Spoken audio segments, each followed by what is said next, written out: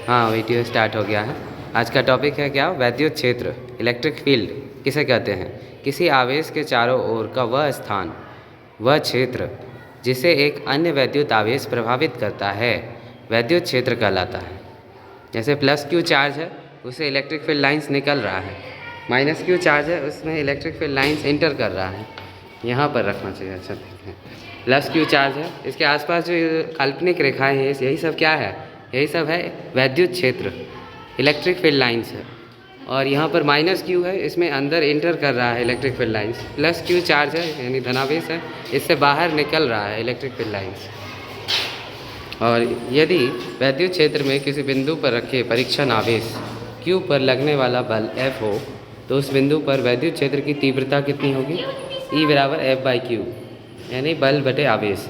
तीव्रता E बराबर F/Q। F क्या है? फोर्स यानी बल है। Q है आवेश। बल एक सदिश राशि है क्योंकि इसकी दिशा और परिणाम दोनों है। आवेश एक अदिश राशि है। और जो तीव्रता है उसकी दिशा क्या होगी कि धन आवेश पर लगने वाले बल की दिशा। जैसे वैद्युत क्षेत्र में कोई बिंदु P है, कोई चार्ज है P है, प्लस Q है, तो ये प्लस प्लस है तो रिपेल ही करेगा। और इसकी जो दिशा है ये है, बल रिपेल कर रहा है इस दिशा में, तो बल की जो दिशा है वही है विद्युत क्षेत्र की तीव्रता की दिशा। E बराबर E क्या है? तीव्रता है। F/Q होता है। फोर्स का यूनिट होता है न्यूटन, चार्ज का यूनिट होता है कूलम, हो जाएगा न्यूटन प्रति कूलम। अच्छा, इसका विमीय सूत्र क्या होगा? तो फोर्स का विमीय सूत्र होता है mLT-2, और चार्ज का क्या होता है? AT। उसके बाद इधर m हो गया, इधर l हो गया, t पे 1 है, ऊपर जाएगा तो -1 हो जाएगा, तो t पे -3 हो जाएगा, और a पर -1। तो यही है, दो चार्ज है, एक Q है और एक Q1 चार्ज है r दूरी पर, तब उनके बीच लगने वाला जो बल है KQ1/r²। यहाँ K का मान है 1/4πε0। अगर बहुत सारा सिस्टम है तो E = E1 + E2 + E3। E1 E2 E3 सब क्या है? तीव्रता है। तो हम जान रहे हैं तीव्रता बराबर बल बटे आवेश, फोर्स बाय Q1। फोर्स का फॉर्मूला यहाँ से लिख लेंगे, KQ/r², KQ/r²। और ये Q1 पहले से था, Q1 कट गया तो क्या बचा? KQ/r²। E बराबर यानी तीव्रता बराबर। एक और टॉपिक है वैद्युत बल रेखाएं, यानी इलेक्ट्रिक लाइंस ऑफ फोर्स। वैद्युत बल रेखाएं वैद्युत क्षेत्र में खींचा गया वह काल्पनिक निष्कोण वक्र है जिस पर एक स्वतंत्र व पृथक्कृत एकांक धन आवेश चलता है।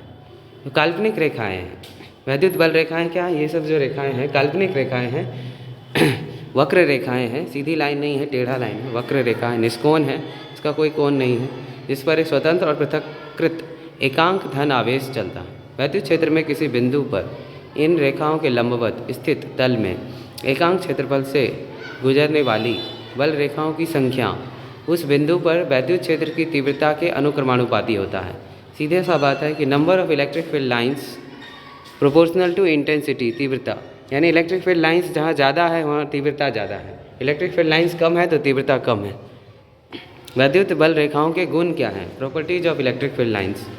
एक गुण है पहला कि वैद्युत बल रेखाएं धन आवेश से प्रारंभ होती है और ऋण आवेश पर जाकर समाप्त होती हैं। Electric field lines starts from positive charge and ends in the negative charge.